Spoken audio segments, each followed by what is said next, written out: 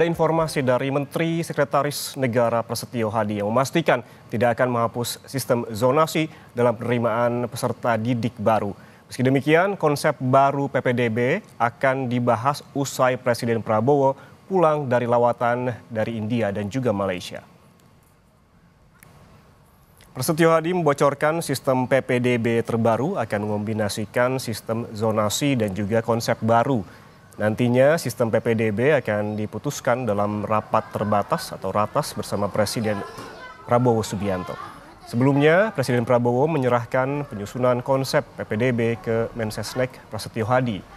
Menteri Pendidikan Dasar dan Menengah Abdul Muti nantikan hasil penyusunan dari Mensesnek. Kombinasi lah, kita cari yang terbaik karena masing-masing sistemnya ada kelebihannya, ada kekurangannya gitu.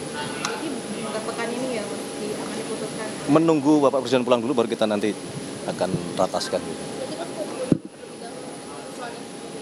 Ya kan begini kan sebuah keputusan karena itu menyangkut banyak hal, banyak sektor, tentunya kita ingin mengambil keputusan yang benar-benar itu bisa diterapkan dengan lebih baik daripada sistem yang sebelumnya, kira-kira begitu. Sebelumnya, Menteri Pendidikan Dasar dan Menengah meminta publik menunggu keputusan Presiden Prabowo Subianto atas skema baru penerimaan peserta didik baru atau PPDB. Namun ia enggan merinci bentuk perubahan yang akan dilakukan. Dalam minggu-minggu ini dalam waktu dekat, karena sekarang kan sekolah-sekolah sudah banyak yang buka spanduk di mana-mana kan. Karena kalau ini tidak segera diputuskan, itu memang nanti akan secara teknis konsolidasi dan koordinasinya serta sosialisasinya akan agak kesulitan. Karena ini kan berkait dengan kebijakan-kebijakan di pemerintah daerah, kemudian kesiapan sekolah, juga pemahaman masyarakat mengenai konsep penerimaan murid baru ini. Dan terkait sistem penerimaan siswa baru tahun 2025 yang menurut rencana tidak akan menghapus sistem zonasi namun akan dikombinasikan. Kita akan bahas bersama pengamat pendidikan sekaligus Wakil Rektor 4 Universitas Negeri Surabaya, Martadi. Selamat pagi, Pak Martadi. Selamat pagi, Mas Ian. Sehat, Mas? Sehat, terima kasih atas waktunya bersama kami di Sapa Indonesia Pagi. Mas. Ini ada perbedaan ataupun pergantian istilah sebelumnya yang memang harus disampaikan kepada masyarakat terkait dengan pendidikan. Dari sistem zonasi ke domisili, kemudian ada PPDB ke SPMB. Namun ini bukan untuk menghapus dari sistem yang sebelumnya, tetapi menyempurnakan. Sejauh ini bagaimana pelaksanaan zonasi menurut Anda sehingga harus ada penyempurnaan? Apa plus minusnya? Ya, Mas Ian. Jadi satu ya, upaya pemerintah untuk menyempurnakan PPDB zonasi perlu kita apresiasi karena ini kan satu bentuk mendengar keluhan gitu ya dan memperbaiki sistem yang sekarang sudah berlangsung dan setiap tahun ya bahkan hampir 10 tahun terakhir selalu menyisakan persoalan di beberapa daerah ya sehingga mau tidak mau memang harus ada upaya untuk memperbaiki. Lalu saya mendengar dari beberapa wacana perubahan itu memang ada yang bersifat substantif, ada yang memang hanya perubahan istilah. Misalnya dari PPDB menjadi SPMB, ini hanya terkait istilah tetapi substansinya sama. Kemudian yang substansi menurut saya adalah menggeser dari zonasi ke domisili. Karena problem yang sekarang muncul kita alami di lapangan adalah seringkali ketika zonasi itu titiknya adalah sekolah. Maka kemudian beberapa orang tua berkecenderungan untuk melakukan manipulasi ya kakak agar bisa diterima. Nah kalau domisili itu titik lokusnya adalah rumah. Maka kemudian nanti mana sekolah yang terdekat dari rumah itulah yang kemudian berpotensi atau berpeluang untuk bisa dimasuki oleh anak. Baik, Pak Martadi berarti artinya yang harus dijelaskan, yang paling mendasar yang harus dijelaskan kepada siswa dan juga orang tua siswa terkait dengan perpindahan dari zonasi ke domisili ini. Zonasi merupakan wilayah, sementara domisili jarak paling dekat ke sekolah, seperti itu? Betul. Jadi ini hal yang substansi yang harus kita sosialisasikan kepada masyarakat, orang tua, agar mereka bisa memahami perubahan ini secara lebih utuh, sehingga orang tua tidak lagi kemudian disibukkan untuk mengurus KK, ya, perpindahan KK, dan itu menguras energi.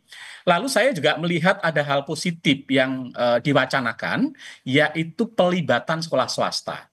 Memang banyak sekolah swasta yang bagus, tetapi selama ini kan mereka tidak banyak dilibatkan dari pola PPDB zonasi. Nah, PR-nya ketika melibatkan swasta adalah bagaimana nanti menanggung beban biaya yang harus dipikul oleh orang tua ketika dia masuk ke sekolah swasta. Karena selama ini kita harus tahu bahwa sekolah swasta membutuhkan pembiayaan untuk itu. Nah, pemerintah daerah, pemerintah pusat yang menurut saya perlu hadir untuk memastikan agar ketika anak berada di sekolah swasta itu tidak mengeluarkan biaya lagi.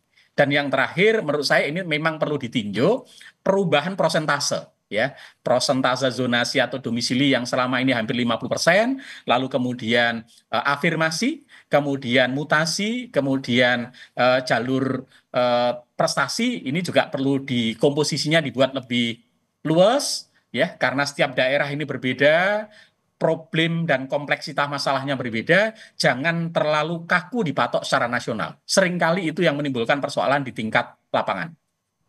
Baik, seperti Anda sebutkan tadi bahwa jalurnya tidak hanya satu, banyak, ada afirmasi, ada mutasi, dan juga tadi ada beberapa juga jalur yang lain begitu. Apa artinya perbaikan ini atau penyempurnaan ini menjadikan program ini ataupun perpindahan program ini menjadi lebih inklusif? Ya, tampaknya kan dari sisi jalur kan tetap menggunakan 5 jalur tadi, ya. Ada zonasi, ada mutasi, ada afirmasi, ada inklusi, dan ada prestasi. Itu tampaknya tidak berubah. Hanya komposisi prosentase masing-masing jalur yang tampaknya akan diubah, ya. Dan tentu perubahan itu harus mempertimbangkan tadi mana kondisi daerah, lalu mana yang lebih berkeadilan, dan tentu mana yang lebih berorientasi pada kepentingan anak. Saya pikir itu menjadi penting untuk kita semua. Karena apapun kebijakan yang kita lakukan ini ujungnya adalah anak. Tapi hal yang menurut saya tidak kalah penting dari sekedar mengutak-atik perubahan jalur PPDB, akar masalahnya harus diselesaikan, Mas Ian. Akar masalahnya apa? Akar masalahnya sesungguhnya adalah terkait dengan disparitas mutu sekolah di sebuah wilayah yang tidak merata. Sehingga ke depan, selain kita memperbaiki sistem penerimaan siswa baru, pemerintah juga harus konsentrasi untuk bagaimana membuat mutu sekolah antar wilayah di dalam satu wilayah itu standar, merata. Karena kalau semua sekolah mutunya merata, standar, maka sesungguhnya akan terjadi yang namanya zonasi alamiah. Karena dimanapun anak sekolah itu sama gitu ya, layanannya sama, mutunya sama, dan sebagainya. Jadi itu PR yang paling mendasar dari problem pendidikan kita.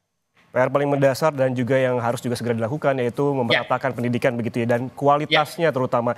Ini kalau kita melihat ada penyempurnaan dari zonasi ke domisili, tentunya ada transisi yang memang harus disosialisasikan.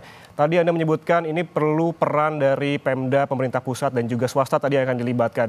Seperti apa pelaksanaan yang ideal dan siapa lagi yang perlu dilibatkan dalam hal ini, terutama sosialisasi kepada siswa dan juga orang tua siswa?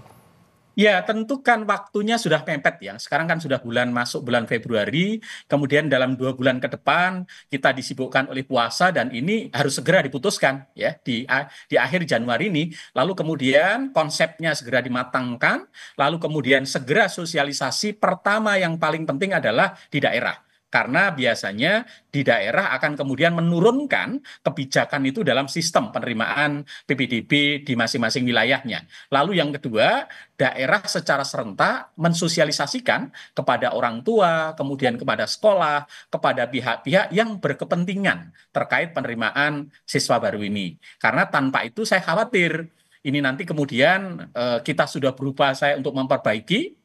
Kemudian karena waktunya sosialisasi yang begitu terbatas, orang tua tidak menangkap secara utuh, lalu justru menjadi persoalan baru, ya, carut marut lagi tentang PPDB di 2025 ini. Baik. Itu yang kita hindari. Ya, Pak Mar, tadi seperti disebutkan bahwa salah satu niat dan juga tujuan perpindahan dari zonasi ke domisili adalah agar tidak ada lagi praktik-praktik menumpang kartu keluarga begitu, karena memang jarak yang ingin di satu wilayah tersebut. Kemudian dengan adanya domisili ini, apakah memang ada jaminan tidak ada praktik yang sama atau sebetulnya masih ada potensi hal tersebut? Ya sesungguhnya potensi kecil ya, kecil. Karena kan dasarnya pada anak, karena tidak relevan lagi kita harus mengubah KK karena toh dasarnya bukan penentuan KK tapi domisili.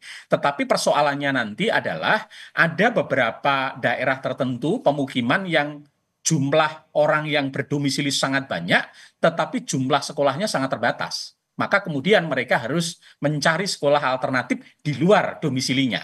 Dan itu bisa saja menjadi agak jauh gitu ya. Karena memang antara domisili dengan keberadaan sekolah seringkali tidak merata. Ya, tidak merata. Ini menjadi PR kita. Sehingga ke depan pemerintah perlu melakukan mapping sekolah, school mapping ya.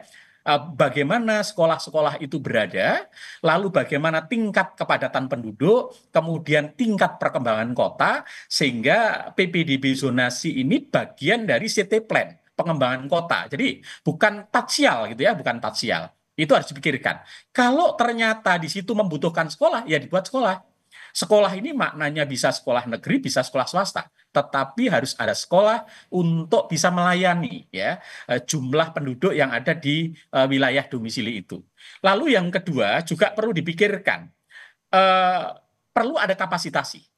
Membatasi tidak cukup, membatasi input saja tidak cukup untuk meningkatkan mutu, tapi harus ada kapasitasi. Sehingga di satu sisi kita membatasi anak untuk proses penerimaan siswa baru, tapi di sisi lain kapasitasi sekolah, kapasitasi guru, kapasitasi manajemen, sarana itu penting. Sehingga perlahan sekolah-sekolah ini akan mutunya meningkat, sehingga disparitas mutu antar sekolah dalam wilayah itu berkurang dan pada ujungnya semua sekolah dalam satu wilayah relatif mutunya sama dan akhirnya orang tua akan terbangun kesadaran baru bahwa zonasi alamiah akan terjadi. Karena kalau semua sekolah bermutu, orang tua saya yakin ingin menyekolahkan anaknya dengan sekolah yang paling dekat di mana dia bermukim. Dia tidak akan berbondong-bondong harus mencari sekolah di luar domisilinya. Saya kira itu Mas Ian. Baik, ini terkait dengan pemerataan pendidikan yang menjadi PR besarnya, tentunya tadi seperti disebutkan bahwa sarana prasarana juga tetap mendukung, yang juga digarisbawahi, yang patut juga diperhatikan, ini Pak Mar tadi terkait dengan penggunaan teknologi, apalagi di era digital ini, penerimaan dilakukan secara digital agar ruang transparansinya juga semakin luas, begitu. Apa yang bisa dimaksimalkan terkait dengan teknologi ini pada saat penerimaan siswa baru nanti? Iya. Ketika penerimaan mahasiswa baru kan mau tidak mau prinsip dasarnya harus transparan, ya, objektif, akuntabilitas. Nah, untuk membangun itu perlu ada sistem yang bisa memastikan untuk penerimaannya transparan, objektif, berkeadilan, ya pasti menggunakan teknologi. Itu yang pertama. Lalu yang kedua, teknologi bisa digunakan untuk melakukan mapping sekolah. Ya, kita akan lihat lokus-lokus di mana sebuah wilayah itu pemukimannya di mana saja yang tingkat kepadatannya tinggi, mana yang tingkat kepadatannya kurang dan cukup, lalu kemudian di mana sekolah-sekolah itu berada. Dari situ kita bisa memastikan sesungguhnya wilayah mana yang kurang sekolah, mana yang wilayah yang jumlah anaknya dengan jumlah sekolahnya tidak seimbang, sehingga dirancang ke depan seperti apa solusinya. Apakah akan dibangun sekolah baru ataukah kemudian akan seperti apa ya, diberikan ruang ke wilayah yang lain yang terdekat dan sebagainya. Itu harus ada skenario-skenario itu dan itu sangat dimungkinkan jika kita menggunakan teknologi. Ya, artinya banyak sekali ya PR yang harus dilakukan oleh pemerintah. Tadi disebutkan bahwa pemerataan pendidikan, juga ada bagaimana sistem penerimaan siswa baru nanti berjalan secara transparan, objektif dan juga berkeadilan.